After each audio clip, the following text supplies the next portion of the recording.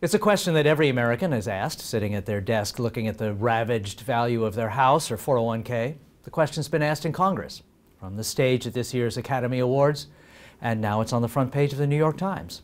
In the wake of the worst financial crisis since the Great Depression, why have no financial executives gone to jail? We're joined today by one of the two writers of that New York Times article, Louise Story, who shared a byline with Gretchen Morgenson. Louise, thanks for being here. Thank you.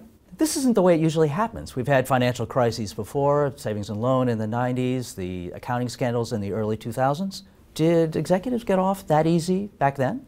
Absolutely not. If you remember back in the savings and loan crisis, as well as after Enron, there were major task force set up right away. And their purpose was to go in, dig deep, investigate. And this time around, things were a little different.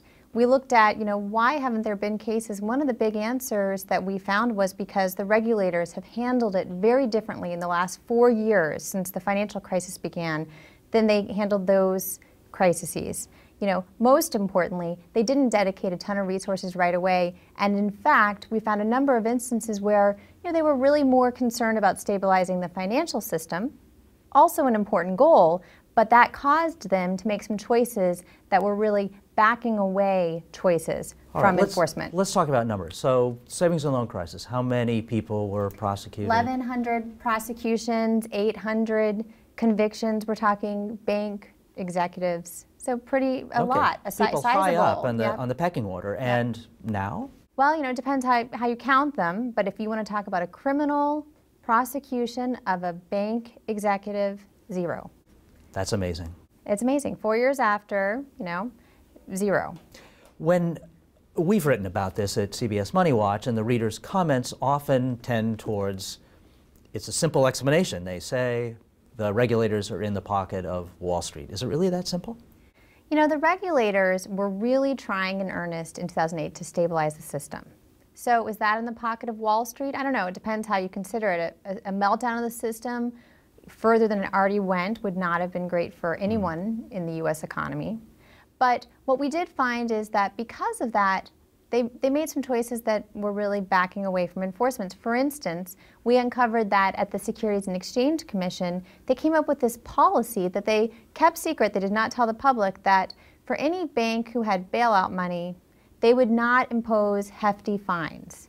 Because they would be paying back the fines. They'd be paying with taxpayer money. So you see the logic, but what I've heard by talking to lawyers from the SEC is that it sent a kind of a chill message through the agency. The message of slow down, don't go too hard on these banks because they've got bailout money.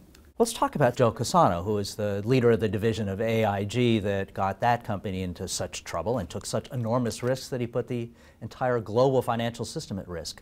Why is he not in jail? He is one of the ones that the DOJ has already decided they're dropping the case. They decided that about a year ago. And the reason they decided that was they felt that they didn't have clear enough evidence that he acted on his own.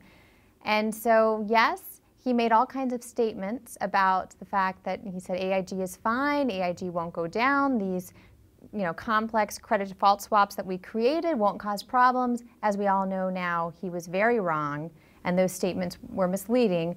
But the DOJ determined they didn't have enough evidence that he had criminal intent and was out acting on his own. Kerry Killinger of Washington WAMU, Mutual, right? The power of yes was their motto. WAMU, the bank out in Seattle. Well, Kerry Killinger is actually, he is one of the sort of exceptions. He was just named in an FDIC suit, but it's civil. So again, this is not a criminal case because there's 0 criminal cases, but this civil case accuses him, it was filed by the FDIC, it accuses him of basically creating more and more risky mortgages so that his bonuses would be higher. The FDIC is one of the more energetic regulators and has been throughout this crisis. All right, now everybody's favorite public enemy number 1, Angelo Mozilo of Countrywide, the lender that... The man with the tan, right? The man with the tan. The man most associated with subprime mortgages. Why is he not in jail? The DOJ has also determined earlier this year that they would drop the case against him. Now, he also has had a civil case. The SEC settled with him last fall, for a small penalty. but the DOJ concluded no criminal case. What they could look at, what the SEC looked at, was there are all kinds of emails, private emails, that Angelo Mozilo wrote where he said this stuff is really toxic about the mortgages, the mortgages his company was issuing, but at the same time he was selling some of his stock. That's interesting. That's the very offense that got a lot of people in trouble in the early 2000s, of saying one thing about a stock and doing another. It's kind of the classic crime. It can happen in any of these crises, and even with fancy derivatives. You know, what we have seen is this pattern of decisions that were made that did not put enough resources behind these cases. Like, for example, the FBI in 2008, there was a memo that went out for all of the field offices in a number of areas to reallocate resources to mortgage and financial fraud. The DOJ pushed back. There were a lot of U.S. attorneys there who did not want FBI agents taken off of their other cases. And so the FBI had to send out another memo saying, never mind, if you want to opt out from that, just call us. And so at this very important time to investigate financial crisis cases, you didn't put extra resources there. There's a lot of talk about, you know, was the government successful in how it handled the financial crisis?